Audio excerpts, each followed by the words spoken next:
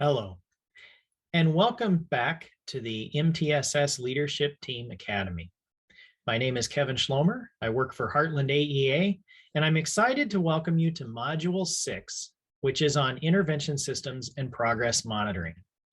In this module, we're going to take a look at what you need to do at both the individual student level and at the system level as you're considering intervention systems and progress monitoring. We're going to look at a couple of very important things as we go through this course. First of all, we're going to take a look at the important features of interventions. We'll think about what do all good interventions have in common, and how can we identify all of the components that an intervention needs to have.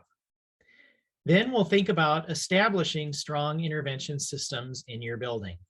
And we'll think of that through the lens of three components. First of all, how do you identify student need and assign an intervention to a student? Second, how do you progress monitor students and adjust the intervention based upon the data that you get?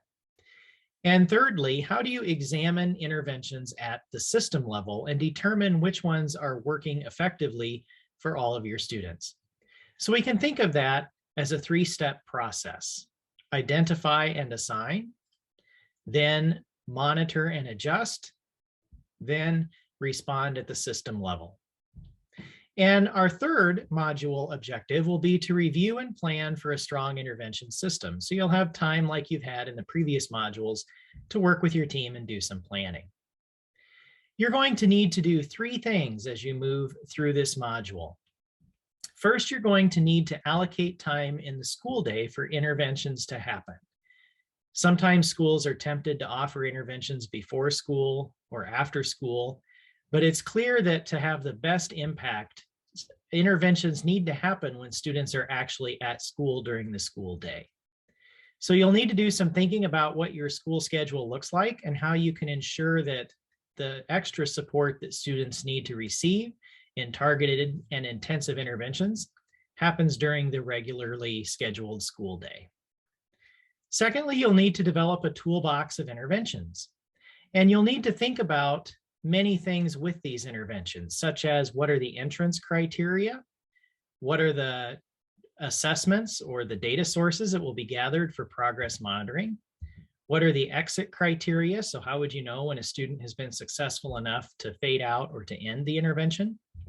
And what are the characteristics of the intervention if it's implemented as it's designed? So what's a checklist of components that you should see happening with an intervention to know it's being done with integrity? And then thirdly, you'll need to develop an intervention process in your building. And that's what we just talked about with that: identify and assign, monitor and adjust, and examine and respond at a system level with your interventions. So there's lots of work to do in this particular module. We're excited to get into the learning together.